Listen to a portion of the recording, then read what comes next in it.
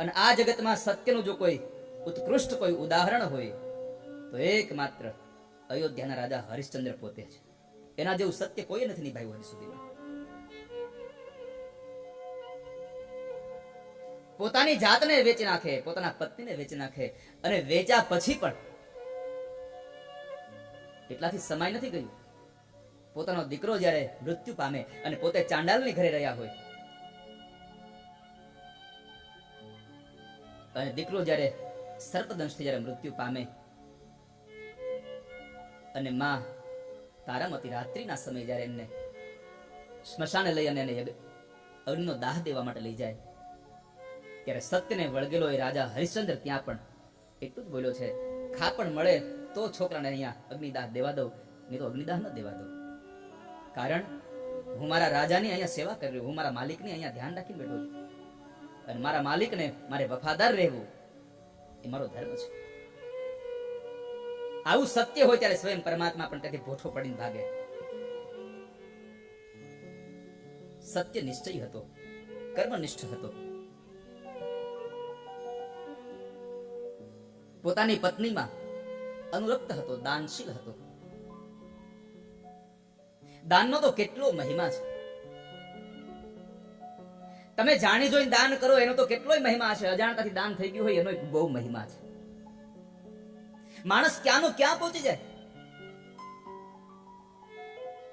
એક શુદ્ર હતો અને એ બરાબર બહુ જુગાર રમતો હતો.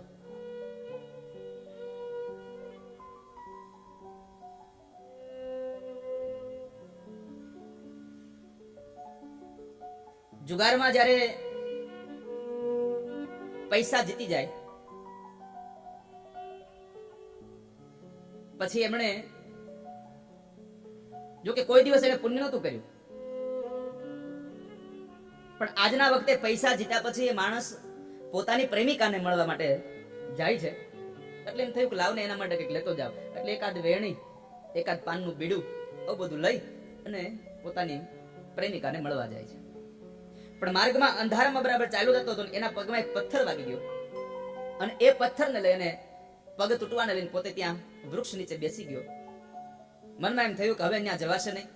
બાજુમાં જોવે તો એક શિવલિંગ હતું, એટલે જે કાંઈ ઓલા ફૂલ ને બધું હતું એટલે એને આ બગડી જાય એના કરતા લાવને શિવજી ઉપર ચડાવી દો. એટલે એમને શિવજી ઉપર એ પુષ્પ ને પાનનું બીડું બધું ચડાવી દીધું. સમયાંતર વ્યતીત થયું. એ માણસનું મૃત્યુ આવે છે ને યમના જ્યારે દૂતો એને લેવા આવે છે ને યમલોકમાં લઈ જાય છે, ત્યારે યમલોક કહે છે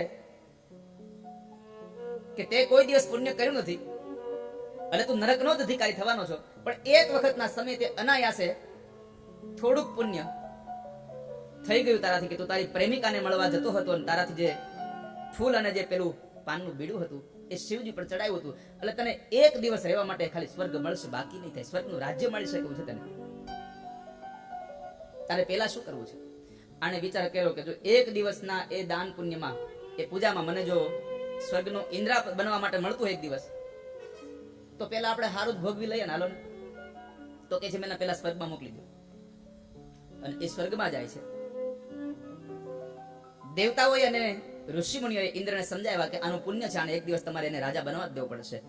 એ એક દિવસનો જયારે ઇન્દ્ર બને છે ને સ્વર્ગનું રાજ્યના હાથમાં આવ્યું, એમણે ઇન્દ્રનો ઐરાવત જેટલી પણ સંપદા હતી બધા લોકોને ખૂબ દાન કરી દીધું, કારણ કે પોતે રાજા છે. ખૂબ દાન કરી દીધું. અને દાન કર્યા પછી એનો સમય જયારે નરકલોકમાં જવાનો આવ્યો, કહેવાય છે કે એનું બધું જ કર્મ સમાપન થયું, બધું જ ફળ પૂર્ણ થયું. અને જયારે ફરી પાછો જન્મો ને ત્યારે એ બીજા જન્મની અંદર વિરોચનનો દીકરો બલિ પોતે થઈને આવ્યો છે. આ સમગ્ર સૃષ્ટિનું સંચાલન કરતો હતો. અનાયાસે એક માત્ર પુણ્ય થઈ ગયું, એક સત્કર્મ થઈ ગયું.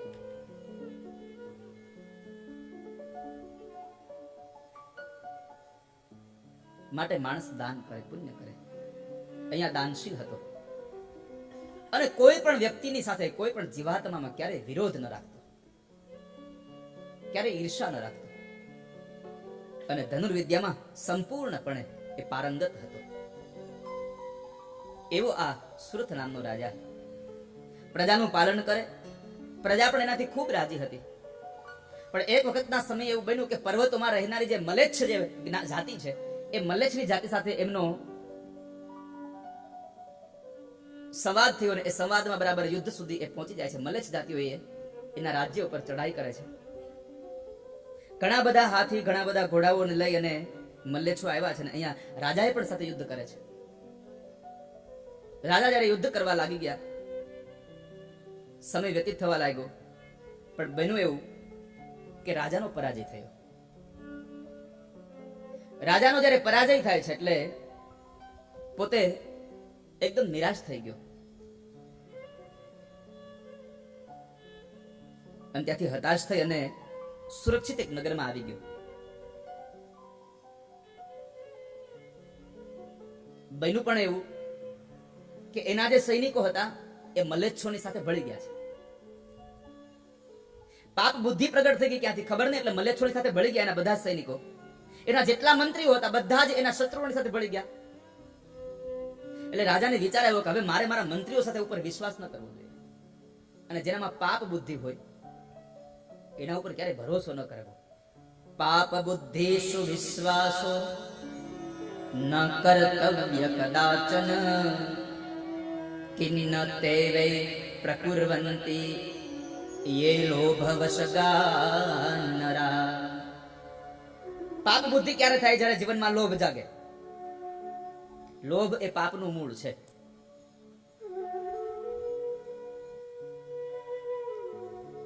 અને લોભ તમને કેટલું કર્મ કરાવે એનો કોઈ પણ જાતનો માપ ન આપી શકો તમે ક્યારે.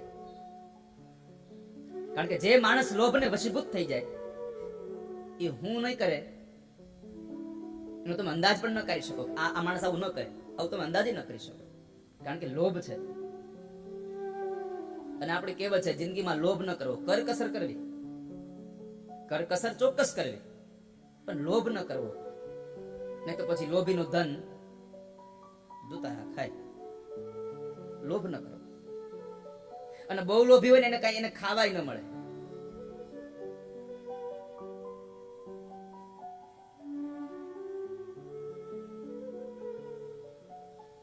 લોભીની પરાકાષ્ઠા હતો એક મુનિ. લોભીઓ એટલે તમે આમ સમજો ને કે લોભીનો સરદાર.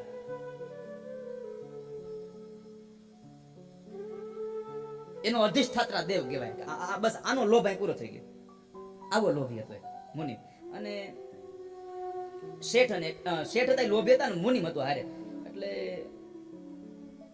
શેઠ એટલો લોભી કે મુનિમને બિચારાને નકરો કોણીએ જ ગોળ લગાડ્યા કરે. એમાં બરાબર દિવાળીનો સમય આવે એટલે શેઠે જ કીધું કે મુનિમ, હા બાપા, આ દિવાળી જેવો તહેવાર છે, આપણે કઈક મીઠાઈ બનાવીને ખાવી જોઈએ. મુનિને ખબર કે આ મીઠાઈની સુગંધી લેવા દે નથી. મુનિ ત્યારે શેઠ બાપા તમે ખાઈ લો ને, હું વાંધો, દિવાળી જો તહેવાર છે તમારે ખાઈ લેવાય. અરે ના ના ના, મારે એકલાને નહીં, આપણે બેયને કઈક ખાવું છે, કોઈને મૂકીને થોડું ખવાય દિવાળીના તહેવારમાં. મુનિને પાકી ખબર કે આ ખાલી મને કોણીએ જ ગોળ લગાડ્યો. અને કોણીનો ગોળ કેટલો મીઠો બધાને ખબર છે ને. ગમે તેમ કરો તો કોણીએ તો જીભ નો જામે. આવે અહીં ટ્રાય ન કરતા.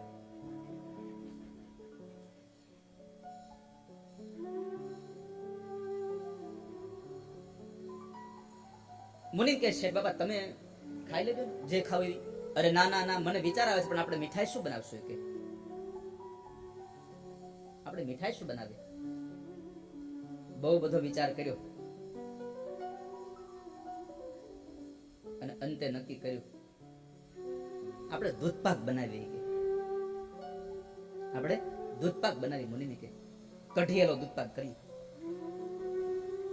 મુનિ કહે છે બાબા તમે પી લેજો. ના ના ના, દૂધ લઈ આવો. સરસ મજાનું દૂધ લઈ આવ્યા. શેઠ ને મુનિ બે ઉકાળે. તો એમાં ખાંડ નાખીને જાયફળ ને વિવિધ ભાતના એમાં બધા ડ્રાયફ્રૂટ નાખ્યા ને કઢિયેલો એવો ગરમ તૈયાર થયો. સાંજ હતી. મુનિને થયું ખરેખર આ તો શેઠ દૂધપાક પાસે હોય. તેને તો 2 ગ્લાસ તૈયાર કર્યું. તે શેઠે બરાબર આમ હવે પીરસવાની તૈયારી થઈને ત્યાં શેઠે કીધું મુનિમ મને એક વિચાર આવે છે. મુનિમ કે મર્યા આ હવે નહીં હાથમાં આવે દે. શું તમને વિચાર આવે છે શેઠ? આ દૂધપાક ઠંડો થાય પછી બહુ સારો થાય કે ઠંડી ખીર બહુ સારી હોય, એમાં દૂધપાક બહુ સારો હોય. દૂધપાક જેમ ઠરે એમ મીઠો થાય. એક કામ કરો ને, આપણે રાતે આને છે ને ફ્રીજમાં મૂકી દઈ અને કાલ હવારમાં ઉઠીને દઈ પીવું. મુનિમ સમજી ગયો કે આ મને દેવું નથી એટલે આને યુક્તિ કરી છે. એટલે મને મેં કીધું કે શેઠ બાપા એક કામ કરો, મારે નથી પીવો, તમે પી જાજો તમે હવારે. એ કે નહીં નહીં નહીં, પીવાનો છે બે માંથી એક ને, પણ કોણ પી કેમ કરશું? કારણ કે જો બહેનો છે થોડોક જ કે દૂધ ઉકળી ગયું બહુ કે બે ભાગ નહીં થાય, એક જ થશે, કરશું શું? એટલે મુનિમ કીધું શેઠ તમારો દૂધ પાક છે ને તમે શેઠ છો, તમારે પીવાય નહીં હો, આવો અન્યાય ન કરાય. એક કામ કરીએ આપણે બે, એક કામ કરીએ, સુઈ જાય રાતે, જેને હારામાં હારું સપનું આવે ને એ હવારે દૂધ પાક પીવે. જેને સારું સપનું આવે એ દૂધ પાક પીવે. ભલે શેઠ કે મુનિમ કે ભલે શેઠ, વાંધો નહીં. એને તો ખબર હતી કે સારું સપનું શેઠને જ આવવાનું છે, એનાથી તો સારું બીજા કોઈને આવે નહીં.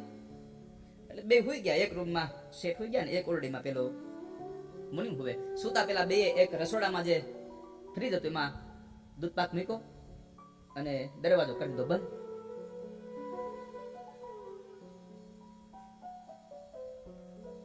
આ બાજુ સમય જેમ જેમ વ્યતીત થવા લાગ્યો, શેઠ તો હોઈ ગયા. મુનિમનું મન લાગ્યું કે આ હવારે દૂધ પાક હાથમાં નહીં આવે, કે સવારે દૂધ પાક હાથમાં નહીં આવે. 12-1 વાગ્યો હશે અને મુનિમ જાગ્યા, પોતાના રૂમમાંથી નીકળ્યા બહાર, રસોડા પાસે જઈ અને જૂના જમાનાનું પેલું ઓલું ભોગળિયો દીધો તો એટલે કીચુડ કીચુડ અવાજ આવે, એને ધીમે ધીમે ખોલ્યો. અને પેલા દરવાજા એવા હતા કે એક દરવાજો ઊંચો કરો ને તો એ ખુલે, ને તો દોંઢવાઈ ગયો. કારણ કે ઈ પાછા દરવાજા ઈ આમ દરવાજો એવો ફિટ કર્યો હોય, ઈ દરવાજા નીચે બે બે રાજુલાના બેલા મૂક્યા હોય.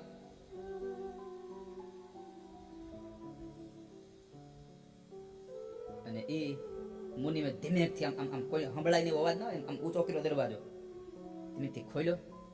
ફ્રીજ પાસે જાય છે અને ફ્રીજમાં જે એક તપેલી ભરીને જે દૂધ પાક હતો એને હાથમાં લીધો. આમ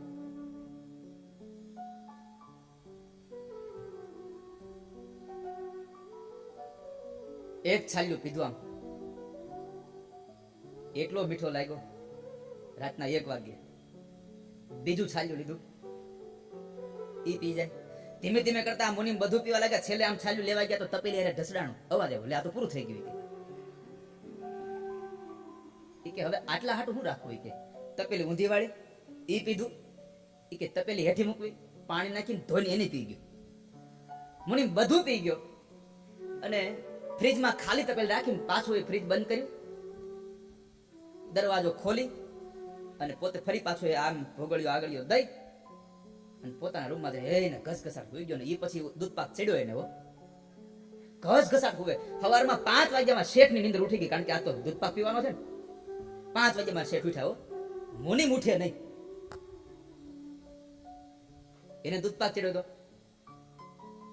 શેઠ આમથી આમ કરે. સવારના 7, 7:30, 8 વાગ્યા તોય મુનિમ હલે નહીં. શેઠ ને ઉઠાડવો પડશે. મુનિમ, એ મુનિમ! એકદમ બે બાકડો થઈને ઉભો થયો. હા શેઠ, હા. અરે ઉભા થાવ, દૂધ પાક પીવાનો છે. મુનિમ મનમાં કે દૂધ પાક.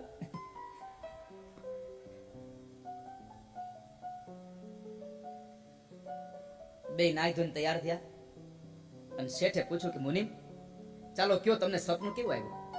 મુનિમ કે મહારાજ શેઠ, અમારા નાના માણસનું સપનું કેવું હોય? તમારા જેવું હોય ને, એટલે મને ખબર છે તમારું સપનું શ્રેષ્ઠ હોય, તમારા જેવું સપનું મને આવે, તમને જ સારું સપનું, તમે દૂધ પાક પી જાવ. કે શેઠ કે નહીં હો, સપનું તો કેવું પડે. બે વચ્ચે સપનું કહેવા માટેની ઘણી બધી વાત થઈ. એટલે મુનિમે કીધું શેઠ એક કામ કરો, તમે શેઠ બાપા કહો, પેલું અમારે થોડું બોલાય, તમારી સામે પેલા અમારે બોલાય, તમે તમારું સપનું કહો પછી હું મારું કહું.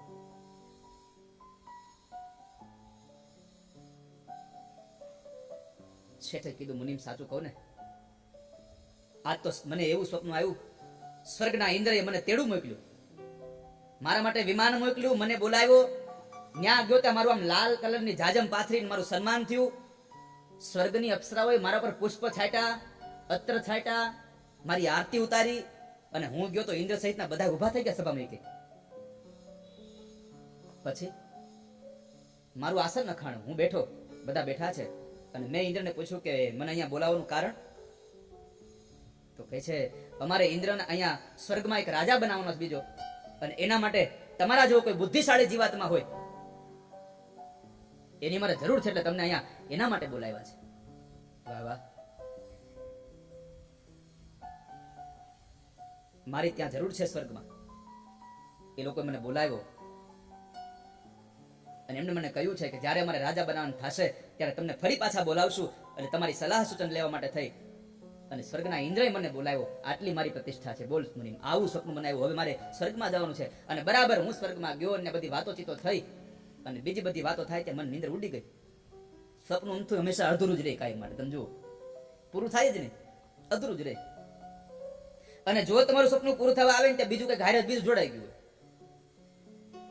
અને સ્વપ્નનો નિયમ છે, બરાબર માંડ આમ જામે ને ત્યાં જ કોક આવીને ઉભા થાવ, કા મોબાઈલ ની રીંગ વગડે. તો શેઠે કીધું કે બસ ત્યાં બરાબર મારી નીંદર ઉડી ગઈ. મને ઓહો શેઠ, તમારું સપનું તો હવે આની સામે મારું સપનું શું કહેવાય? કે નહીં, તમારા સપનાની વાત કરો.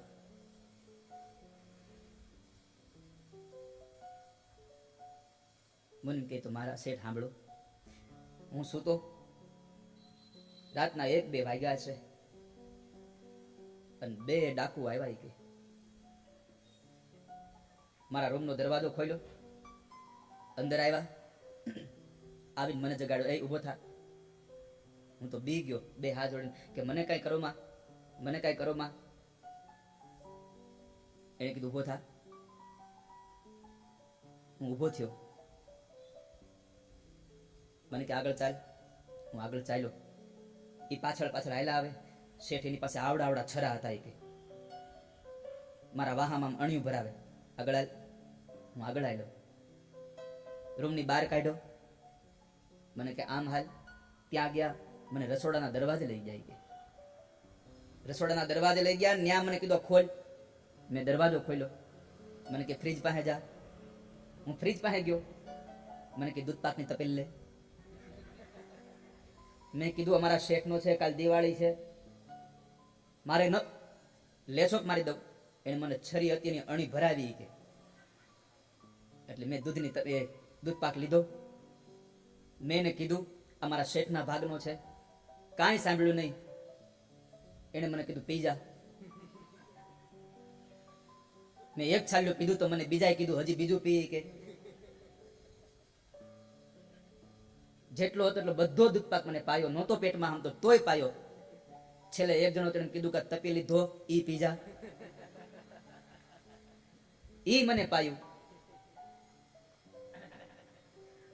શેઠ કઈ મુનિમ તને આ દૂધ પાક પીવડાવ્યો ત્યારે તારે મને બોલાવા ન આવાય? શેઠ હું આવ્યો તો તમે સ્વર્ગમાં ગયા હતા. કે